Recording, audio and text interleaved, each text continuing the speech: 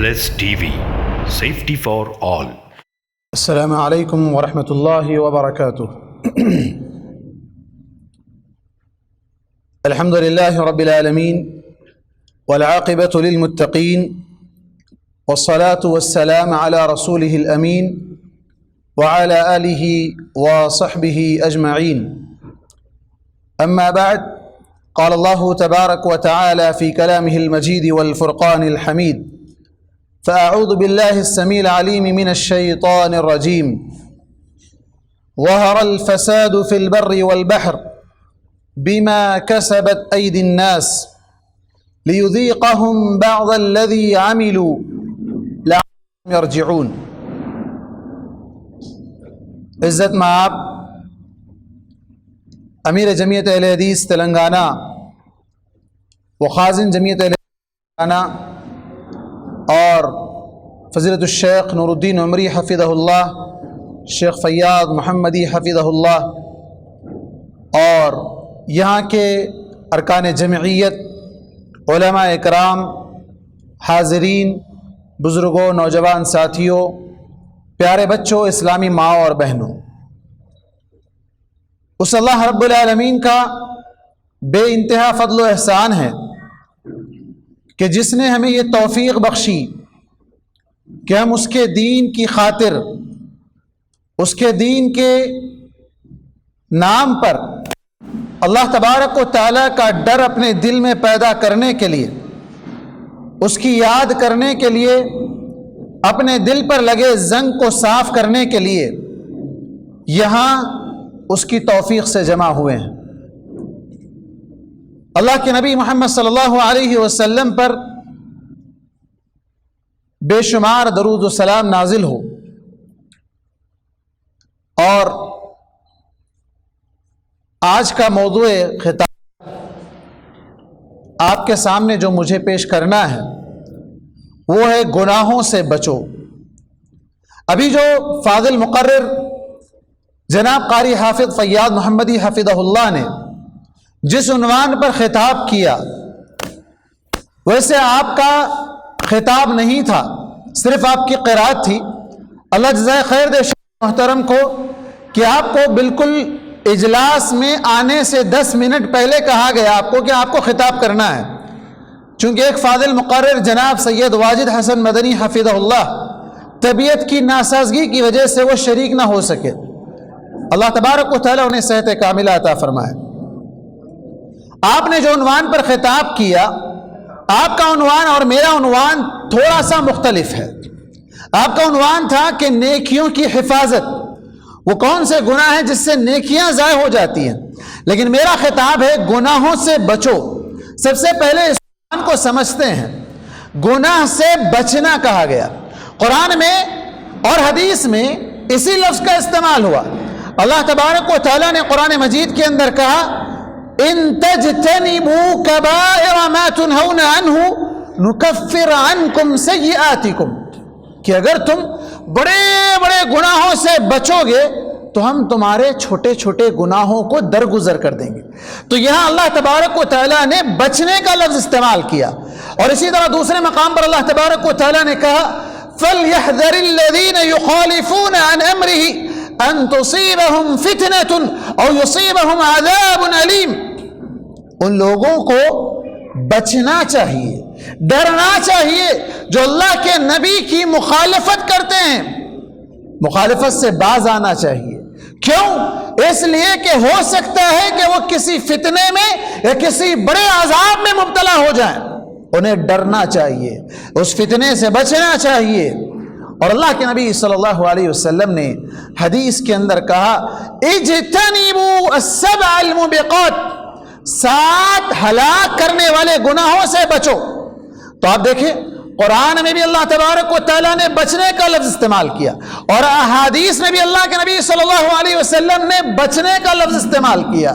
اور تقوی کا ایک دوسرا معنی بھی ہے بچنا، تقوی کا معنی بھی ہے اپنے آپ کو بچانا۔ جیسے آپ سنتے ہیں رمضان آتا ہے تو لعلکم تتقون، تاکہ تم تقوی والے بن جاؤ۔ حج کا موسم آتا ہے تو یہ آپ سنتے ہیں کہ تزودوا فإن خیر الزاد التقوی، کہ زاد راہ اپنے لیے سامان توشہ تیار کر لو، اور سب سے بہترین توشہ کیا ہے؟ وہ تقوی ہے۔ قربانی کرتے ہیں آپ، وہاں پر بھی کہتے ہیں لن ینال اللہ لحومها ولا دماؤها ولکن ینالہ التقوی منکم، کہ اللہ تبارک و تعالیٰ کو اس قربانی کا نہ گوشت پہنچتا ہے نہ خون پہنچتا ہے، پہنچنے والی چیز تمہارے دلوں کا تقوی پہنچتا ہے۔ تقوی کی تاریخ، یہ تعریف حضرت عمر بن خطاب یا حضرت ابی بن کعب رضی اللہ عنہ سے جو مشہور روایت آئی ہے، کہ جس کے بارے میں جب آپ سے پوچھا گیا تو انہوں نے کیا جواب دیا؟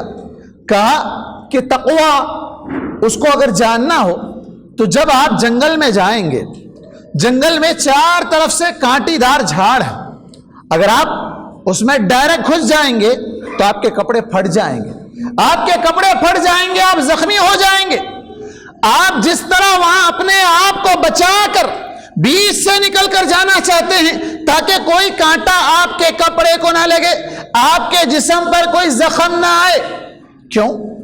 اس لیے کہ آپ وہاں اپنے آپ کو بچاتے ہیں، اور تقوی یہی ہم سے مطلوب ہے۔ آج کے عنوان کی اتنی لمبی تعریف یا اتنی لمبی تشریح کرنے کی ضرورت اس لیے ہے کہ آج گناہوں کا سیلاب امڑ پڑا ہے۔ گناہ سے اپنے آپ کو بچانا ہے، گناہ کرنا نہیں ہے۔ گناہ تو ہو رہے ہیں، گناہ تو ہو رہے ہیں، لوگ کر رہے ہیں، آپ کے اطراف اکناف میں رہنے والے بھی کر رہے ہیں، آپ کے ساتھ اٹھنے بیٹھنے والے بھی کر رہے ہیں، آپ کے گھر میں رہنے والے بھی کر رہے ہیں، آپ کا پڑوسی بھی کر رہا ہے، سب کچھ گناہ کر رہے ہیں۔ ان گناہوں کی دلدل سے اپنے آپ کو بچانا ہے۔ اس کو سمجھنے کے لیے ایک آسان مثال دیتا ہوں۔ بزنس کرتے ہیں بہت سے لوگ یہاں ماشاءاللہ تاجر ہیں، بزنس والے ہیں، کیا کرتے ہیں؟ مارکیٹ ویلیو، آپ کوئی چیز بیچنا چاہتے ہیں تو آپ جانتے ہیں کہ یہ مارکیٹ میں اس کی قیمت یہ نہیں ہے، لیکن مارکیٹ والوں نے یہ طے کر لیا ہے کہ ہمیں اس کو یہ قیمت میں بیچنا ہے۔ آپ جانتے ہیں کہ اس کے اندر نقص ہے، اس کے اندر خرابی ہے، اس کے اندر فالٹ ہے، لیکن پھر بھی آپ کو بیچنا پڑتا ہے سارے مارکیٹ والوں کا خیال کر کے، سارے مارکیٹ والوں کا خیال کر کے۔ اللہ کے نبی صلی اللہ علیہ وسلم نے کہا، کیا کہا آپ صلی اللہ علیہ وسلم نے؟ التجار، تاجر لوگ، ہم الفجار، یا فجار کا لفظ ہے فاجر۔ تاجر کیا ہیں؟ فاجر ہیں، تاجر گنہگار ہیں، تجارت کرنے والے گنہگار ہیں، مگر وہ جو سچے ہیں، وہ جو سچے لوگ ہیں، سچائی کے ساتھ بزنس کرنے والے ہیں۔ اب یہ جملہ ایسا ہے، مارکیٹ میں بیٹھے ہیں آپ کاروبار کرنے کے لیے، بول صاحب سچ بولے تو میرے پیٹ پہ لات پڑ جاتی، سچ بولوں تو میرا کاروبار نہیں چلتا، سارے لوگوں کا کاروبار چل جاتا، میرا نہیں چلتا۔ سارے لوگ گناہ کر رہے ہیں، میں نہ کروں تو میرا پیٹ نہیں بھرتا۔ دوسرے الفاظ میں کیا ہے؟ سارے لوگ ناپ تول میں ڈنڈی مار رہے ہیں، سارے لوگ فراڈ کر رہے ہیں، سارے لوگ ملاوٹ کر رہے ہیں، سارے لوگ دھوکہ دے رہے ہیں، میں نہ دوں تو میرا نقصان ہو جاتا، مجھے لاس اٹھانا پڑتا، مجھے نہ چاہتے ہوئے بھی وہ گناہ کرنا ہے، مجھے نہ چاہتے ہوئے بھی مارکیٹ میں اپنی دکان کو، اپنے ویلیو کو برقرار رکھنے کے لیے مجھے سب کا ساتھ دینا پڑتا ہے، مجھے سب کا ساتھ دینا۔ اکثر تاجر لوگ یہی کہتے ہیں، یہاں آپ کو اپنی سچائی دکھانا ہے، یہاں اپنے آپ کو بچانا ہے، گناہ سے بچانا ہے۔ یہ ایک مثال میں نے آپ کو دی۔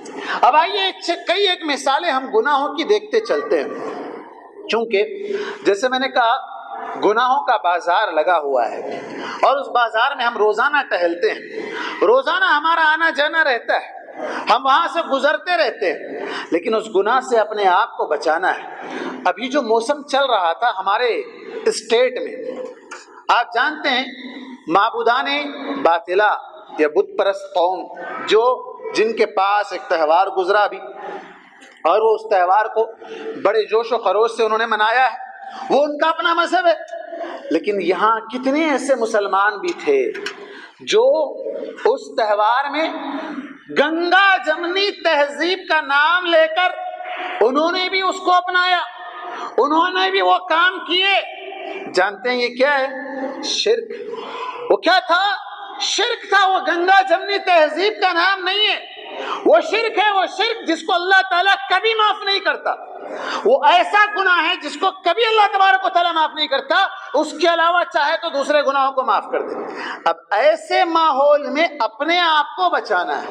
ایسے ماحول میں اپنے آپ کو بچانا ہے. کئی کارپوریٹ کمپنیز ہیں, کئی کارپوریٹ ادارے ہیں, ہاسپٹلس ہیں یا اسکولس ہیں, کالجز ہیں, مارکیٹ میں سارے لوگ چندہ کر کے بٹھاتے ہیں. سارے لوگ چندہ کر کے بٹھاتے ہیں. دینا پڑے گا. نہیں دیں گے تو یہ جو حالات آج بنے ہوئے ہیں, کتنے ایسے لوگ ہیں جنہیں کوئی زبردستی نہیں ہوتی ہے, بلکہ وہ پیش آگے بڑھ کر وہ اپنا نام لکھاتے ہیں. آگے کیوں؟ تاکہ معلوم ہو کہ ہم جو ہے نا سیکولر ہے, ہم جو ہے نا فلاں ہیں, ہم جو ہے نا ان کو ایکسیپٹ کرنے والے, ہم فلاں ہیں. یہ ماڈرن مسلم ہیں. ہم کیا ہیں؟ ماڈرن مسلم ہیں. یہ گناہ ہو رہا ہے. اس گناہ سے اپنے آپ کو بچانے کے بجائے ہمارے بعض مسلمان ایسے ہیں اس گناہ میں ہم سب سے آگے رہیں. آپ صلی اللہ علیہ وسلم نے جو کہا تھا کہ میری قوم کے لوگ یہود و نصارہ کے قدم با قدم, جہاں وہ لوگ پیر رکھیں گے یہ بھی وہاں رکھیں گے. یہاں تک کہ اگر وہ گھوڑ پوڑ کی بل میں گھس جائیں تو یہ بھی وہاں گھسیں گے. اور ایک اور روایت میں آپ صلی اللہ علیہ وسلم نے کہا کہ اگر کوئی قوم میں ماں کے ساتھ بدکاری کرنے والے ہیں تو میری قوم میں بھی ایسے لوگ آئیں گے جو اپنی ماں کے ساتھ بدکاری کریں گے. اور آج یہ سب کچھ ہو رہا ہے. اس دور سے ہم اور آپ گزر رہے ہیں. یہ سب کچھ آنکھوں کے سامنے ہے. ایسے مسائل, ایسے واقعات آنکھوں کے سامنے آتے ہیں کہ کلیجہ پھٹ جاتا ہے. ہم کیسے دور میں جی رہے ہیں, گناہوں کا کیا حال بنا پڑا ہے, کیسے ہم اپنے آپ کو بچائیں, اپنی اولاد کو بچائیں, اپنے معاشرے کو سدھاریں. اللہ جزائے خیر دے یہاں کہ منتظمین جناب قمر بھائی, عبداللطیف بھائی اور جتنے بھی لوگوں نے اس میں حصہ لیا ہے, اللہ تبارک و تعالیٰ سب کو جزائے خیر دے. اس پرفتن دور میں اس طرح کے اجلاس, اس طرح کے اجتماعات, تاکہ دلوں پر لگے زنگ کو صاف کرنے کے لیے اس طرح کی بیٹھک جہاں اللہ کی یاد ہو. صحابہ اکرام کیا کرتے تھے؟ بیٹھتے تھے. تعالو نجلس نؤمن بنا ساعتن, بیٹھو, آؤ بیٹھو, تھوڑی دیر ہم اپنا ایمان ریچارج کریں, تھوڑی دیر ہم اپنا ایمان ریچارج کریں, ایمان کے اندر تازگی پیدا کریں. آج ہمارے یہاں بیٹھنے کا مقصد بھی یہی ہے. آج ہم اپنی اصلاح کرنا چاہتے ہیں. اتنی دور دور سے علماء کرام آئے ہیں, صدر محترم, امیر محترم یہاں تشریف لائے ہیں, کئی احباب اپنے اپنے سارے کام کاج چھوڑ کر آئے ہیں. کس لیے آئے ہیں بھائی؟ اپنی اصلاح. اس اجلاس کا عنوان ہی اصلاح معاشرہ. اصلاح معاشرہ. معاشرے کی اصلاح کب ہوگی؟ جب ایک فرد اپنے آپ کی اصلاح کرے گا تب معاشرہ سدھرے گا. خود ہم اپنے آپ کی اصلاح نہیں کریں گے تو معاشرہ کیسے سدھرے گا؟ تو سب سے پہلے آج ہم اس اجلاس سے یہ تہیہ کر کے اٹھیں گے کہ ہم اپنی یہاں سے اصلاح کر کے ہی جائیں گے. بغیر اصلاح کے ہم یہاں سے نہیں اٹھیں گے.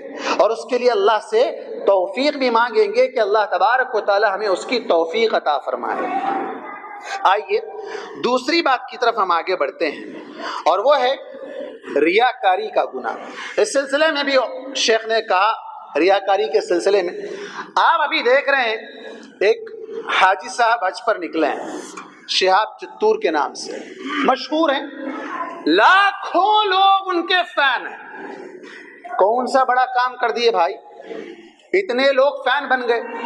اب یہاں کئی لوگ ہوں گے, ارے آپ اس کی نیت نہیں جانتے, آپ کیوں بول رہے ہیں؟ مجھے بولیں گے کہ آپ اس کی نیت نہیں جانتے, آپ اس کے دل کا حال کیا جانتے, آپ اس کو کیوں بول رہے ہیں؟ دل کا حال اس کا اور اللہ کے درمیان کا ہے. کیمرے کے سامنے ایک ٹیم کو لے کر لوگوں کو بتاتے ہوئے انسٹاگرام پر, فیس بک پر, واٹس ایپ پر اور یوٹیوب پر ہر ایک جگہ کا لائیو بتاتے ہوئے جانا, یہ دل کا حال نہیں ہے. یہ کیا ہے؟ دکھاوا ہے. یہ کیا ہے؟ ریاکاری ہے. ریاکاری وہ عمل ہے اچھے لوگوں کو تباہ و برباد کر دیتی ہے. ریاکاری وہ عمل ہے جس کی وجہ سے ایک آدمی, یہ تو حج پہ گیا ہے, پہنچے گا نہیں پہنچے گا بات کی بات ہے, حج قبول ہوگا نہیں ہوگا بات کی بات ہے. ایک آدمی, صحیح بخاری اور صحیح مسلم کی روایت ہے, جنگ میں جاتا ہے. معلوم ہے جنگ میں جانا, ابھی ہمارے ساتھی امجد بھائی بتا رہے تھے کہ ملٹری والے جنگ میں جاؤ تو پیٹ پھیر کر بھاگتے ہیں. ملٹری والے جنگ میں نہیں جانا چاہتے. وہاں اللہ کے نبی صلی اللہ علیہ وسلم نے حدیث صحیح بخاری اور صحیح مسلم کے اندر روایت کی، آپ صلی اللہ علیہ وسلم سے آئی ہے کہ ایک آدمی جنگ میں جاتا ہے، لڑتا ہے، اپنا مال لٹا دیتا ہے، اپنی جان لٹا دیتا ہے، کچھ بھی واپس نہیں لے کر آتا بلکہ وہ خود چلا جاتا ہے. اس کا ٹھکانہ کیا ہے پتہ ہے کیا ہے؟ جہنم. کیوں بھائی؟ جان لگا دیا. یہ تو جان نہیں لگایا ابھی، یہ تو حج پہ جا رہا ہے اور وہ بھی جانے کا دعویٰ ہے. اب اس کو دیکھ کر کتنے لوگ گمراہ ہوئے ہیں، کتنے لوگ اس طرح کی حرکتیں کر رہے ہیں. من سن سنتا سیئتا، جس نے کوئی برائی ایجاد کی اس کے بعد عمل کرنے والے جتنے بھی لوگ آئیں گے اس برائی کا گناہ اس پہلے والے پر ڈالا جائے گا، اس پہلے والے پر. اب ساتھ میں راستے میں کیا کیا گناہ ہو رہے ہیں. کبھی معبودان باطلہ کے لیے چندہ دیا جا رہا ہے، غیر اللہ کے نام پر چندہ ڈال رہے ہیں، کہیں جا کر سر ٹیک رہے ہیں. اور تلبیہ کیا ہے حج کا؟ لبیک اللہم لبیک لبیک لا شریک لک لبیک. اللہ میں حاضر ہوں، اللہ میں حاضر ہوں، تیرا کوئی شریک نہیں. راستے میں جگہ جگہ شریک بنا لیتے جا رہے ہیں. شرک اکبر بھی کر رہا ہے، شرک اصغر بھی کر رہا ہے، اور اس لوگ کتنے لوگ جو اس کو اپنا ٹھونگا بتا رہے ہیں، لائک کر رہے ہیں، اس کے اس عمل میں اس کی موافقت کر رہے ہیں. وہ اپنے ایمان کا، اپنے اعمال کا محاسبہ کر لیں کہ وہ شرک کر رہے ہیں اور آپ اس کو لائک بتا رہے ہیں، آپ اس کو جو نا پسند کر رہے ہیں، آپ اس کے سبسکرائبر بنے ہوئے ہیں. کہاں جا رہے ہیں ہم؟ یہ کیسے کیسے فتنے اس دور میں آ رہے ہیں، آپ اس کا اندازہ نہیں لگا سکتے. کہاں ایمان آپ کا چلے جا رہا ہے. ایک مشرک کو جو شرک کر رہا ہے اس کو آپ سپورٹ کر رہے ہیں. آپ کون ہوئے پھر؟ آپ اپنا جائزہ لے لیں اپنے ایمان کا. یہ چیز ہمیں آج جاننے کی ضرورت ہے. اللہ کے نبی صلی اللہ علیہ وسلم نے اس شخص کے بارے میں بتایا، وہ جنگ میں گیا، جان لٹایا، مال لٹایا. اللہ تبارک و تعالیٰ اسے کھڑا کرے گا، پوچھے گا بتا بندے کون ہے تو؟ میں مجاہد ہوں، جنگ میں گیا تھا، شہید ہو گیا تھا. اچھا، تو جنگ میں گیا تھا اور شہید ہو گیا تھا، تو اس لیے نہیں گیا تھا کہ میرا دین بلند ہو، بلکہ اس لیے گیا تھا تاکہ لوگ تجھے شہید کہیں. تیرے دل میں جو نیت تھی وہ کیا تھی؟ مرنے کے بعد لوگ کیا جنگ میں لڑا، جنگ میں لڑ کے شہید ہو گیا. لوگوں نے کہہ دیا جو تو چاہ رہا تھا تجھے مل گیا، اب یہاں کچھ بھی نہیں ہے، اس کو لے جاؤ جہنم میں ڈال. دوسرا کون؟ عالم. اللہ محفوظ رکھے، ہم بھی علماء ہیں، اللہ ہمارے علماء نہیں ہے بلکہ طالب علم ہے، ہم علم حاصل کرنے والے، مرتے دم تک ہمیں علم حاصل کرنا ہے. اللہ تبارک و تعالیٰ صحیح علم سیکھنے اور اس کے مطابق عمل کرنے کی توفیق دے.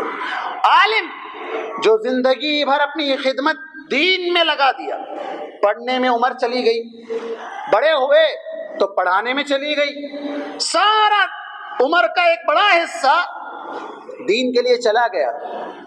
وہاں اللہ کے پاس اللہ پوچھے گا آپ کون ہیں؟ میں حافظ قرآن ہوں، قرآن اچھی انداز میں پڑھتا تھا، میں عالم ہوں، میں فلاں ہوں، میں سیکھتا تھا، سکھاتا تھا، فلاں کرتا تھا. اللہ تعالیٰ کہے گا کہ نہیں، تو اس لیے علم سیکھا تھا تاکہ لوگ تجھے عالم کہیں. تو لوگوں نے کہہ دیا یہاں کچھ نہیں، جاؤ سیدھا جہنم. اور تیسرا مالدار، جسے اللہ تبارک و تعالیٰ نے خوب مال دیا، اتنا مال دیا کہ وہ اپنے مال کو دن رات اللہ کی راہ میں خرچ کرتا جا رہا ہے، دن رات، یہاں تک کہ حدیث کے الفاظ ہلاکہ، یہاں تک کہ وہ اس کو ہلاک یعنی پورا مال خرچ کر دے رہا ہے، لٹا دے رہا ہے پورا مال. جیسا ایک مجاہد اپنی زندگی لگا دیا، مالدار اپنا سارا مال کہاں لگا رہا ہے؟ اسراف میں نہیں لگا رہا ہے، اپنے کپڑے، خرچے، بنگلے، گھاڑے، گھوڑی، کوئی چیز نہیں. کس پر خرچ کر رہا ہے؟ اللہ کی راہ میں خرچ کر رہا ہے. کہاں خرچ کر رہا ہے؟ اللہ کی راہ میں خرچ کر رہا ہے. لیکن دل میں کیا ہے؟ لوگ کہیں کتنا سخی ہے، اتنا پیسہ لٹا رہا ہے، کتنا فیاض ہے، اتنا پیسہ لٹا رہا ہے. تو لوگوں نے وہ کہہ دیا تیرے لیے یہاں کچھ نہیں، تو بھی جہنم. یہ وہ تین قسم کے لوگ ہیں جن سے جہنم سلگائی جائے گی. تو ہم اپنے اعمال کی اصلاح کریں. جب سارے لوگ ریاکاری کر رہے ہیں، عمرے پہ جا رہے ہیں، میں یہاں ٹھہرا ہوا ہوں، سیلفی ویڈیو، میں بوسہ لے رہا ہوں، لوگ تو بس دعا ہاتھ اٹھا کے، بھائی ایسا آنا، میرا جو نا ویو ایسا آنا چاہیے، کعبے کے یہ پیچھے اس طرف یہ آنا چاہیے، میں سجدہ کر رہا ہوں تو ایسے آنا چاہیے، میں یہاں بوسہ لے رہا ہوں تو ایسے آنا چاہیے، میں یہاں میقات میں ہوں تو یہ ہونا چاہیے. ایک ایک فوٹو نیکی کر فیس بک پہ ڈال، ہر ایک فوٹو ڈال رہے ہیں، ویڈیو بنا کر ڈال رہے ہیں، لائیو ویڈیو کال کر کے دکھا رہے ہیں، دیکھو ہم یہاں ہیں، فلاں کر رہے ہیں. بھائی عبادت کرنے گئے، دکھانے کے لیے گئے؟ کس لیے گئے آپ؟ دیکھنا ہے تو آپ لائیو دیکھ سکتے ہیں. جو لوگ نہیں پہنچے، یہاں سے نہیں گئے ہیں، ان کے لیے اللہ تبارک و تعالیٰ نے سہولت رکھی ہے، لائیو وہاں سے نیوز ٹیلی کاسٹ ہوتی ہے، حرمین کے چینلز ہیں، وہ لوگ دکھاتے ہیں، بیٹھ کر کوئی بھی آدمی سارے لوگوں کو دیکھ سکتا ہے کیا کچھ ہو رہا ہے، سب ایک ایک پل پل کی خبر دیکھ سکتا ہے. تم کو دکھانے کے لیے نہیں کہا گیا، تم کو اپنی عبادت کرنے کے لیے کہا گیا. لیکن کتنے لوگ اتنی بڑی عبادت کر کے بھی ضائع کر لیتے ہیں. تو یہ دوسرا عمل تھا. اس گناہ سے اپنے آپ کو بچانا ہے. سارے لوگ کر رہے ہیں، میں نہ کروں تو کیسا؟ سب لوگ فوٹو لے رہے ہیں، میں نہ لوں تو کیسا؟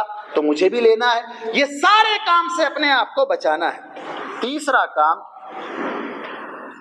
اللہ کے نبی صلی اللہ علیہ وسلم نے جو حدیث میں 7 گناہ بتلائے جس سے بچنے کے بارے میں آپ صلی اللہ علیہ وسلم نے کہا، اجتنبوا السبع الموبقات، ہلاک کرنے والے گناہ، ہلاک پوری طرح ختم کر دینے والے گناہ.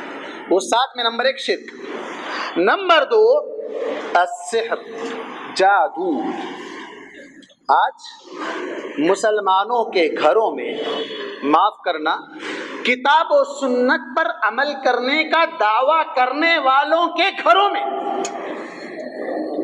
دوسرے لوگوں کو چھوڑ دو، جو لوگ یہاں وہاں جا کے اپنا سر مار لیتے ہیں ان کو تو چھوڑ ہی دو، وہ لوگ جو کتاب و سنت کا دعویٰ کرتے ہیں ان کے گھروں میں آج ساس کی بہو سے نہیں بنتی، دیورانی کی جیٹھانی سے نہیں بنتی، بیٹے کو ماں سے جدا کرنا ہے، شوہر کو مٹھی میں کرنا ہے، فلاں کو فلاں کے خلاف کرنا ہے، میاں بیوی کو توڑ کے رکھ دینا ہے، بیٹے کو ماں سے الگ کرنا ہے، باپ کو بیٹے سے الگ کرنا ہے، بھائی کو بھائی سے جدا کرنا ہے، کاروبار اچھا چل رہا ہے 2 پارٹنروں کے درمیان پھوٹ ڈالنا ہے، بزنس کو تباہ و برباد کرنا ہے، گھر کے سامنے لیمبو مرچی لا کر پھینکنا ہے.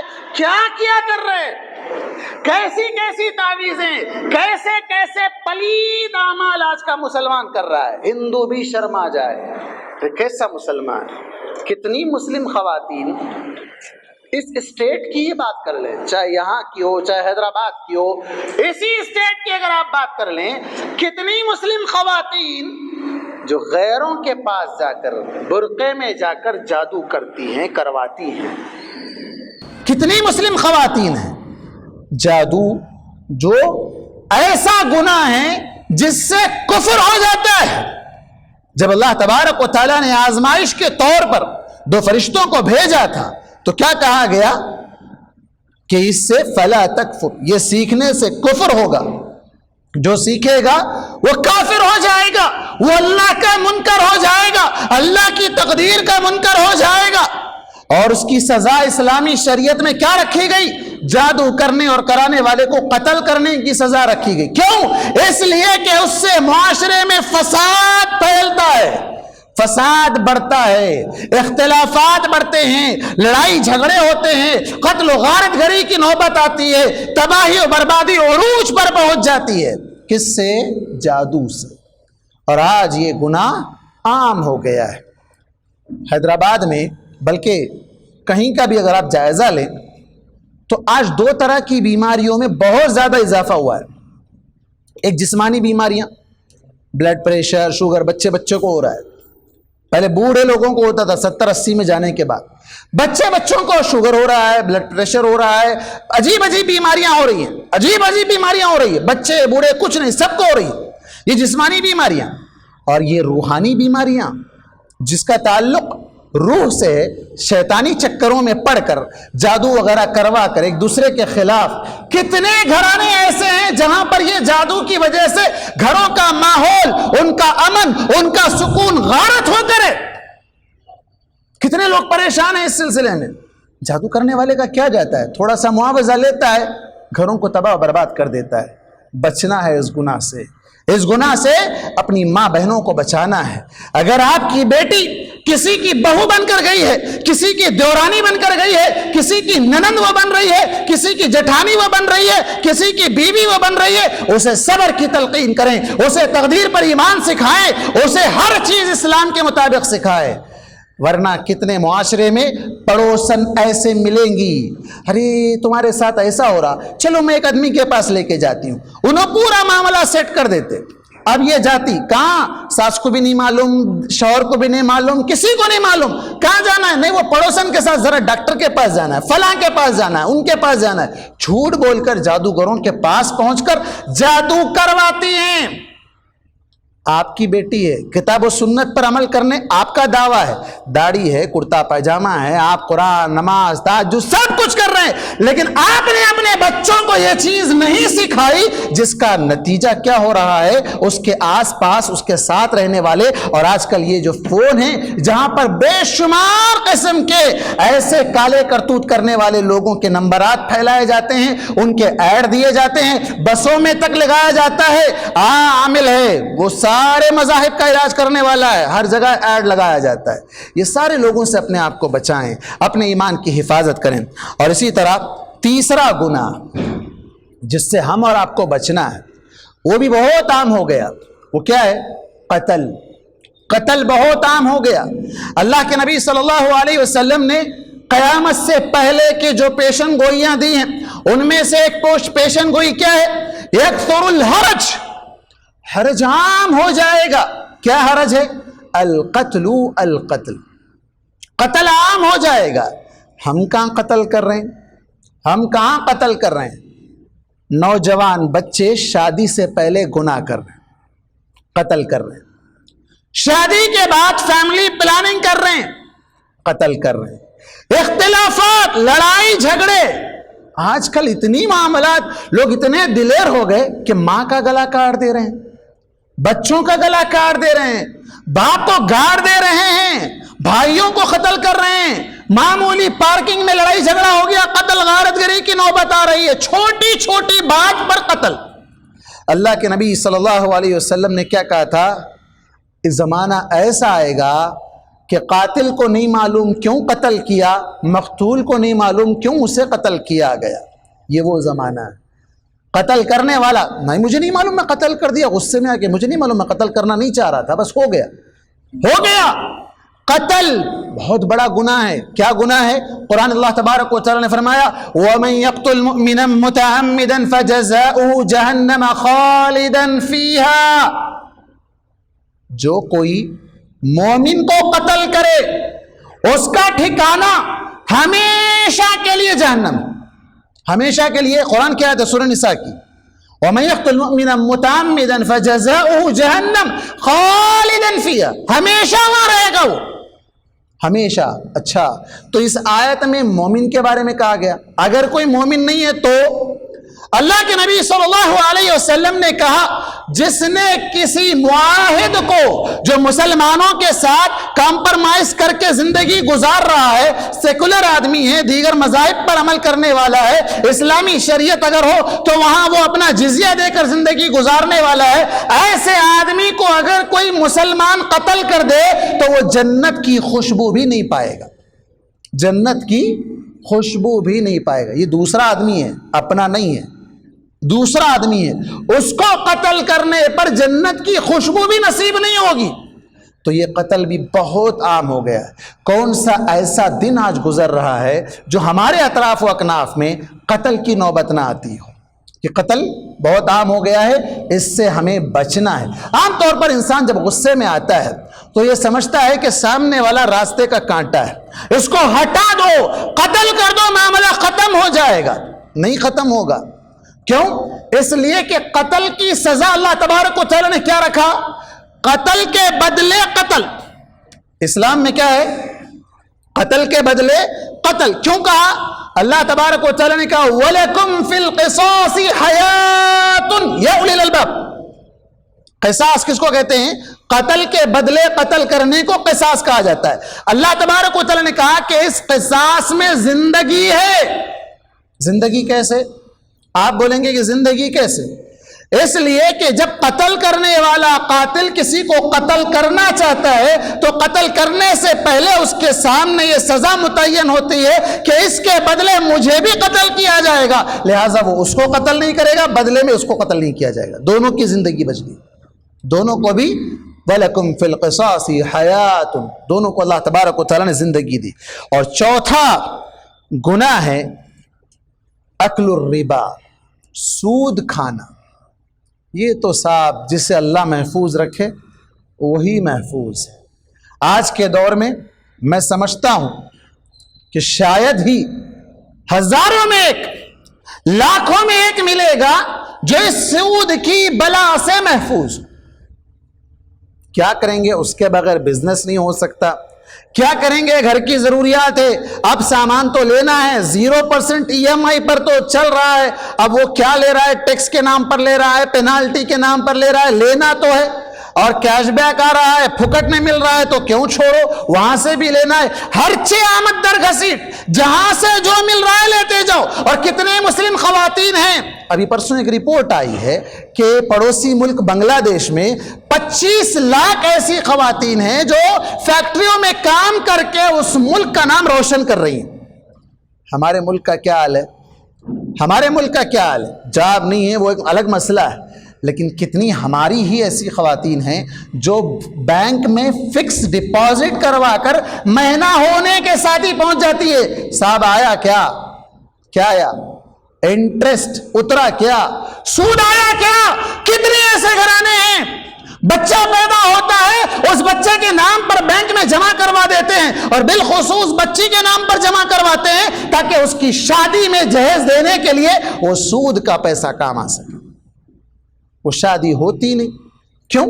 اس لیے کہ نیت شروع سے خراب، اگر ہو گئی تو 4 دن میں ٹوٹ گئی، اور نہ ہوئی تو وہ ادھر بھاگ گئی ادھر بھاگ گئی۔ یہ سارے فساد کہاں سے؟ شروع دن سے نیت خراب۔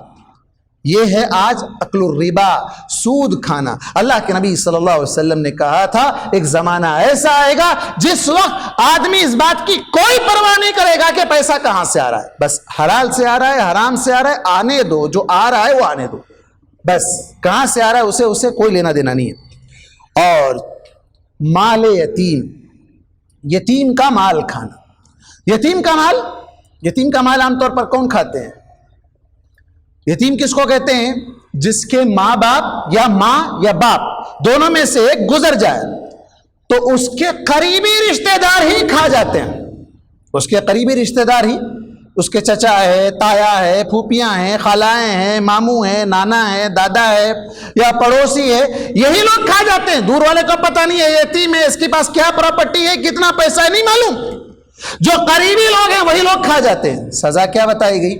ان الذين ياكلون اموال اليتامى ظلما انما ياكلون في بطونهم نارا وسيصلون سعيرا، وہ اپنے پیٹ میں جہنم کی آگ بھر رہے ہیں۔ بچے کمزور ہیں، ان کو پتہ نہیں ہے، چلو دھوکہ دو، تمہارے باپ نے کچھ نہیں رکھا اور کھا جاؤ، کھا جاتے ہیں۔ بچوں کو بڑا ہونے کے بعد پتہ چلتا ہے، ارے تیرا چچا کھا گیا تھا، تیرا پھوپھا کھا گیا تھا، تیرا فلاں کھا گیا تھا، اب کیا کرے گا؟ کچھ نہیں کر سکتا ہے۔ نہیں، اللہ کے پاس ضرور انصاف ملے گا۔ بے سینگ بکری کو بھی اللہ تبارک و تعالیٰ قیامت کے دن سینگ دے کر اس سینگ والی بکری کے ذریعے سے انصاف دلائے گا، تو بچوں کو انصاف نہیں دلائے گا، ضرور اللہ تبارک و تعالیٰ انصاف دلائے گا۔ اور اسی طرح جنگ کے میدان سے پیٹ پھیر کر بھاگ جانا، یہ نوبت تو مسلمانوں کو آج کے دور میں نصیب نہیں ہوئی۔ ایسے حالات اگر پیدا ہو جائیں تو مسلمانوں کو اپنے ایمان کی حفاظت کرنے کے لیے اگر اس پر کوئی حملہ کرے تو پیٹ پھیر کر بھاگنے کے بجائے مقابلہ کرتے ہوئے اپنی جان کو بچائے۔ اللہ کے نبی صلی اللہ علیہ وسلم سے صحیح مسلم کی روایت ہے، آپ صلی اللہ علیہ وسلم سے پوچھا گیا، اللہ کے نبی صلی اللہ علیہ وسلم کوئی آدمی آتا ہے میرا مال چھین کر لے جانا چاہتا ہے، میں کیا کروں؟ آپ نے کہا اسے مت دو، کہا وہ زبردستی کرتا ہے، اگر نہ دوں تو وہ مجھ سے قتال کر سکتا ہے، قتال کرے گا، کہا تم بھی قتال کرو، وہ لڑتا ہے تو تم بھی لڑو، لیکن مال مت دو۔ کہا اللہ کے نبی اس دوران قتل و قتال کے درمیان، مار پیٹ کے درمیان اگر میں اس کو قتل کر دوں تو کہا وہ جہنم میں، اگر وہ مجھے قتل کر دے تو کہا تو جنت میں۔ کیوں؟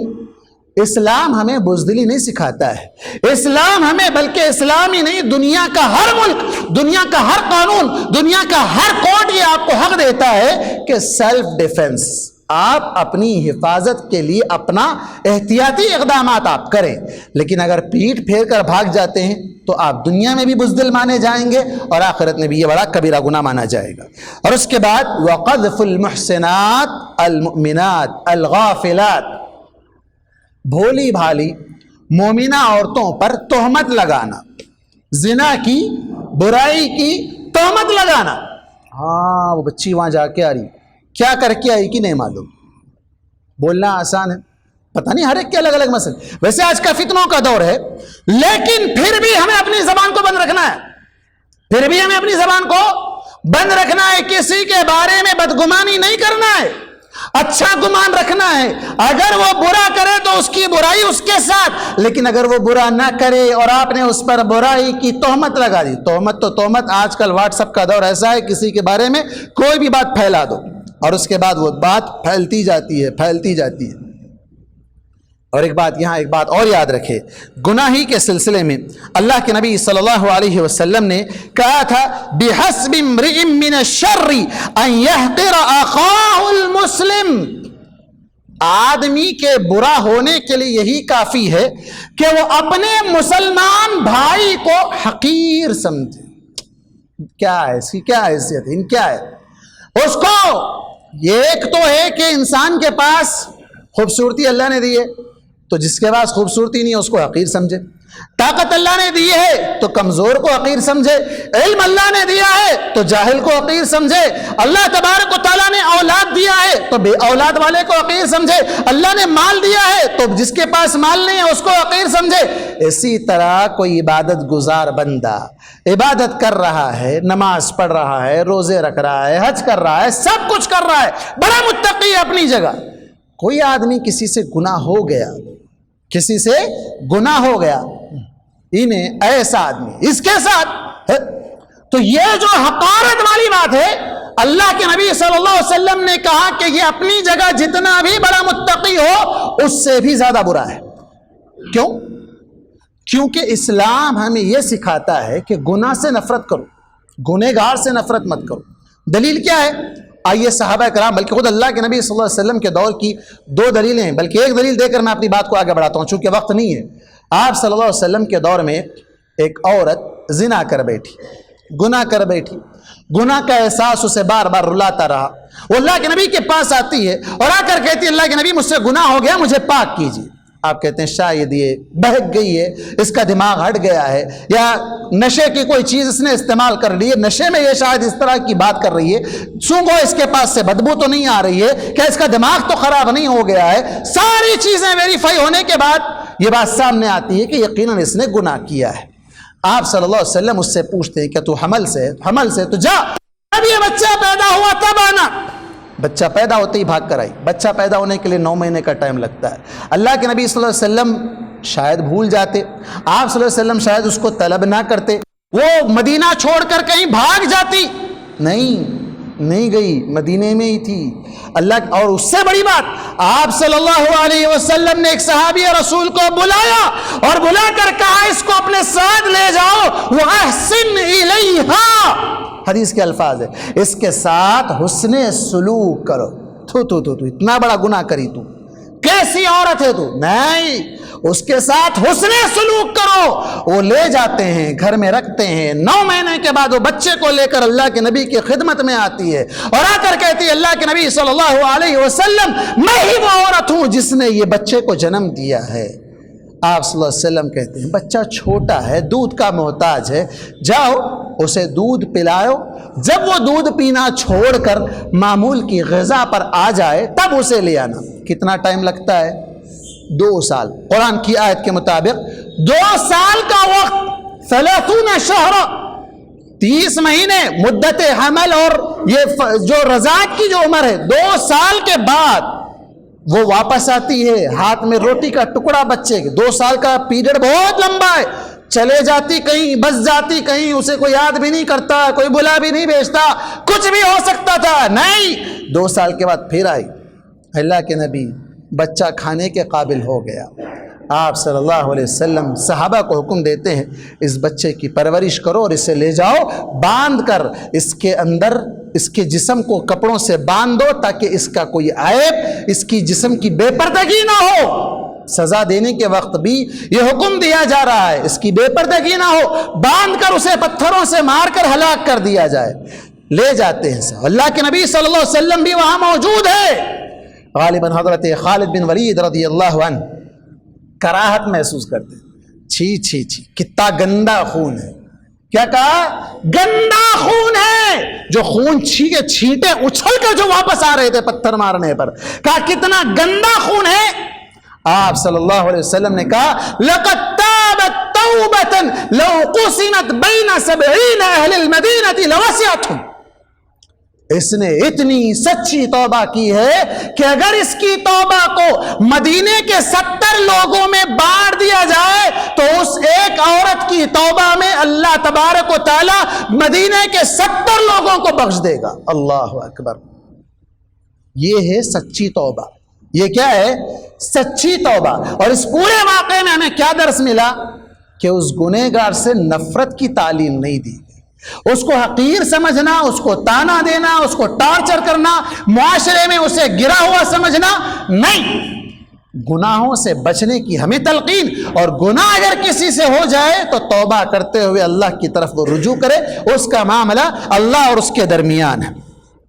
اور اسی طرح آج کے گناہوں میں جس سے ہمیں بچنا بہت ضروری ہے وہ ہے کسی کا مذاق اڑانا۔ کامیڈی کا دور ہے، ہم ایسے چھچورے لوگوں کے درمیان رہتے ہیں، العیاذ باللہ۔ صبح اٹھے شام اٹھے یوٹیوب پر روزانہ کامیڈی والے لاکھوں کی جو نا ویورشپ حاصل کر لیتے۔ کون دے رہا ہے؟ ہم لوگ دیکھتے ہیں، کہاں کے ہیں، ہمارے اطراف و اکناف کے ہیں، پڑوس کے ہیں، فلاں جگہ کے، ہم کو معلوم ہے کون کون ہے، کیسی کامیڈی کرتے ہیں۔ یہ سب کچھ چچورا پن۔ اللہ کے نبی قرآن میں خود کہا گیا لا يسخر قوم من قوم عسى ان يكونوا خيرا منهم۔ کوئی قوم کسی دوسرے کا مذاق نہ اڑائے۔ اس کے نقصانات کیا مرتب ہو رہے ہیں؟ جو کامیڈی سیریلز، جو کامیڈی فلمز یا شارٹ کلپس یا جو بھی آج سامنے آ رہے ہیں، جس کے اندر بے حیائی کو فروغ دیا جا رہا ہے، جس کے اندر رشتوں کو توڑنے کی بات کی جا رہی ہے، جس کے اندر میاں بیوی کو متنفر کیا جا رہا ہے، جس کے اندر باپ کے ساتھ بدسلوکی کرنے کا طریقہ سکھایا جا رہا ہے، جس کے اندر بڑوں کا ادب و احترام سے محروم کیا جا رہا ہے، بچہ ایسی ساری حرکتیں کر رہا ہے جو وہ ویڈیو میں دیکھ رہا ہے، کون ذمہ دار؟ ہم لوگ ذمہ دار ہیں۔ گناہوں سے اپنے آپ کو بچانے کی بہت سخت ضرورت ہے۔ اور جہاں تک بات ہے ان گناہوں کے انجام کی، تو اللہ تبارک و تعالیٰ نے کہا وَظَهَرَ الْفَسَادُ فِي الْبَرِّ وَالْبَحْرِ بِمَا كَسَبَتْ أَيْدِي النَّاسِ لِيُذِيقَهُمْ بَعْضَ الَّذِي عَمِلُوا لَعَلَّهُمْ يَرْجِعُونَ۔ یہ جو فساد آج معاشرے میں پھیلا ہوا ہے، یہ ہمارے ہی ہاتھوں کی کرتوت ہے، ہاتھوں کے کرتوت ہے۔ اور یہ جو سزا مل رہی ہے، ہر گناہ کی پوری سزا نہیں مل رہی ہے، بعض گناہوں کی بعض سزا مل رہی ہے، تھوڑے گناہوں کی تھوڑی سزا مل رہی ہے۔ اگر ہر گناہ کی پوری سزا اللہ تعالیٰ دنیا میں دے دے، ما ترک علیہا من ظہرہا دابہ، اللہ تعالیٰ کسی کو زمین پہ زندہ نہیں چھوڑتا، سب فنا ہو جاتے۔ کس سے گناہ نہیں ہوتا ہے؟ گناہ تو ہوتا ہے، لیکن گناہوں سے بچنا ہے۔ آپ دیکھیں آج بارش ہو رہی ہے، ہم یہ سمجھ رہے ہیں یہ چھوٹی چھوٹی بارش، ہلکی بوندا باندی، موسم بڑا خوشگوار، ماشاءاللہ کیا زبردست موسم ہے، باربیکیو کھانے کو نیشن کا جو نا باربیکیو کھائیں، بریانی کھائیں، فلاں کھائیں۔ تھوڑا دیکھیں پڑوس کا، بنگلور کی صورتحال دیکھ لیں، آسام کی صورتحال دیکھ لیں، مدھیہ پردیش کی صورتحال دیکھ لیں، ہمارے ملک سے اگر ہٹ کر آپ جائیں گے تو پڑوسی ملک کے صورتحال دیکھ لیں۔ ایسی تباہی مچی ہوئی العیاذ باللہ، شاید اس سے پہلے جو عذابات آئے تھے اللہ تبارک و تعالیٰ آج ویڈیو کے ذریعے سے ہمارے سامنے لا رہا ہے۔ پانی گھروں میں سے ابل رہا ہے۔